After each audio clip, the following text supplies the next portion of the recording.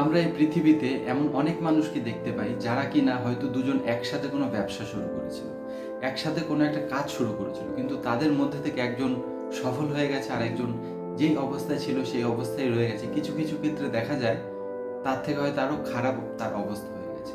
আজকে আমাদের ভিডিওতে আমরা এই কারণগুলোই আলোচনা করব, কেন দুজন একসাথে কিছু একটা শুরু করে তাদের মধ্যে থেকে একজন সফল হয়ে যায় আর বেশিরভাগ মানুষই ব্যর্থ রয়ে যায়। একটা জিনিস, সময়।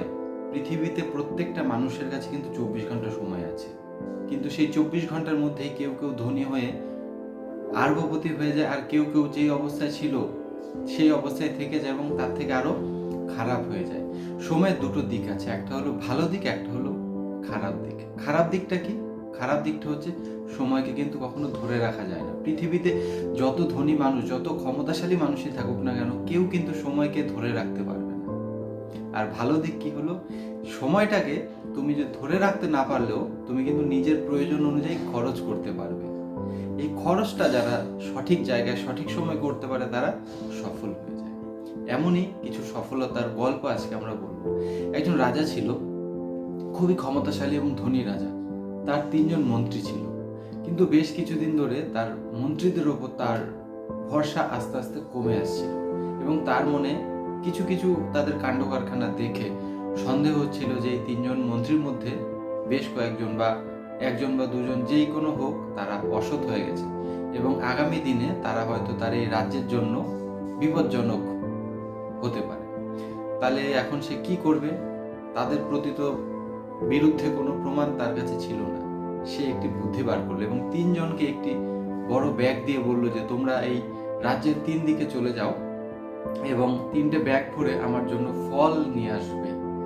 3জন 3 দিকে 3টি জঙ্গলে চলে গেল এবং প্রথম যেই মন্ত্রী ছিল সে ছিল খুবই সৎ। সে মহারাজার জন্য সব থেকে ভালো এবং সব থেকে উন্নত মানের যে ফলগুলো ছিল জঙ্গলের মধ্যে সেগুলি নিজে হাতে পেরে জোগাড় করতে থাকলো। এই করতে করতে তার বিকেল হয়ে গেল, কারণ সে পরিশ্রম করে ভালো জিনিসটা জোগাড় করছিল। এবং দ্বিতীয় যে মন্ত্রীটি ছিল সে ছিল খুবই চালাক। সে মনে মনে ভাবলো যে রাজার কাছে এত সময় কোথায়, আমি কি কি নিয়ে এসেছি সব একটা একটা করে চেক করে দেখার মতো। তাই সে গাছের নিচে যে ফলগুলো ছিল, কিছু কিছু হয়তো পচা পোকা হয়ে গেছে, সেগুলো দিয়ে ব্যাগ ভর্তি করে ওপরে গোটা কত ফল রেখে দিল, যাতে ওপরটা দেখেই রাজা মনে করে না সেও ব্যাগ ভর্তি ভালো ফল নিয়ে এসছে। এভাবে সে ব্যাগ ভর্তি কিছুক্ষণের মধ্যে হয়ে গেল এবং সে বিশ্রাম করতে থাকলো। সে ভাবলো যে আমি যদি তাড়াতাড়ি চলে যাই তাহলে রাজা ভাববে যে আমি কম পরিশ্রম করেছি, তাই আমি বিকেলবেলা যাব। 3 নম্বর মন্ত্রীটি ছিল তাদের মধ্যে সে সব থেকে অলস এবং সব থেকে অসৎ। সে মনে মনে ভাবলো যে এত বড় রাজা, সে কি আমার ব্যাগ সব ঢেলে চেক করবে নাকি? তার তো সময়ই নেই। সে হয়তো ব্যাগের ওপরটা দেখেই বলে দেবে যে না সব ভর্তি আছে। ফলে সে কি করলো, পুরো ব্যাগ ছোট ছোট পাথর দিয়ে ভর্তি করলো এবং ওপরে কিছু পাতা রেখে গোটা কয়েক ফল সেখানে রেখে দিল।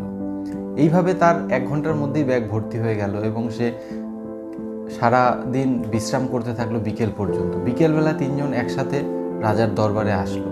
রাজা কিন্তু কারুর ব্যাগ খুলে দেখলো না। সে তার সেনাপতিকে নির্দেশ দিল যে 3জনকেই 3টে কারাগারে রেখে দাও এবং 1 মাস পরে এদেরকে বের করবে। যে এদেরকে কিন্তু এর মধ্যে কোনো খাবার দেওয়া যাবে না, এদেরকে জেলের মধ্যে আটকে রেখে দিতে হবে।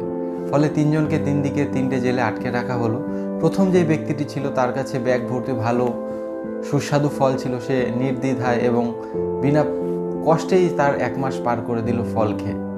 দ্বিতীয় যে ব্যক্তিটি ছিল তার কাছে ছিল অল্প কয়েকটা ভালো ফল, নিচে তো সমস্ত পোকা ফল ছিল। সে প্রথম দুদিন সে ভালো ফলগুলো খেলো এবং তারপর আস্তে আস্তে অসুস্থ হয়ে গেল, কারণ তার কাছে ছিল পোকা ফল। কয়েকটি খেয়েই তার পেটে ব্যথা শুরু হয়ে গেল। এবং তৃতীয় যেই ব্যক্তিটি ছিল, তৃতীয় মন্ত্রীর কাছে তো কোনো খাবারই ছিল না, তার কাছে ছিল শুধুমাত্র ইট আর পাতা।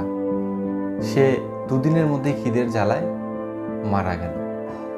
এই গল্পটি থেকে বন্ধুরা আমরা একটি শিক্ষা পেলাম যে তুমি যদি পরিশ্রম করো সেটা কিন্তু সব সময় বেশিরভাগ ক্ষেত্রেই তোমার ভবিষ্যতের কাজেই লাগে। এমন অনেক ব্যক্তিকে আমরা আমাদের আশেপাশে দেখতে পাই, যাদের মুখে আমরা শুনতে পাই সেই সময় যদি আমি এই কাজটা করতাম তাহলে হয়তো আজকে আমার ভবিষ্যৎটা আলাদা হতো।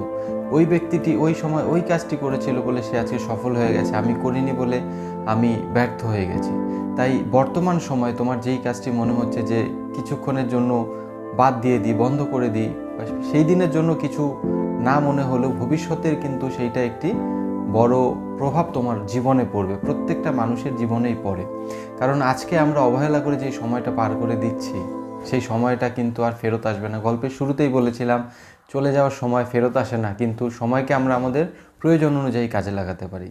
তাই আজকের দিনটা তোমার কাছে আছে এবং যদি সফল হতে চাও এই আজকের দিনটাকে সঠিকভাবে কাজে লাগাও। কোথায় কোথায় তোমার এই মূল্যবান সময় ব্যয় করছো তার একটি হিসেব তৈরি করো। যেই কাজগুলো তোমার জীবন থেকে মূল্যবান সময় নষ্ট করছে সেই কাজগুলো করা বন্ধ করে দাও। দেখবে খুব শীঘ্রই তোমরা সফলতার মুখ দেখতে পারবে। কারণ সফলতা কিন্তু একদিনে আসবে না, কিন্তু একদিন অবশ্যই আসবে।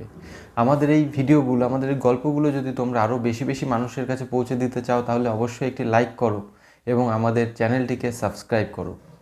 দেখা হচ্ছে খুব শিগগিরই পরের ভিডিওতে।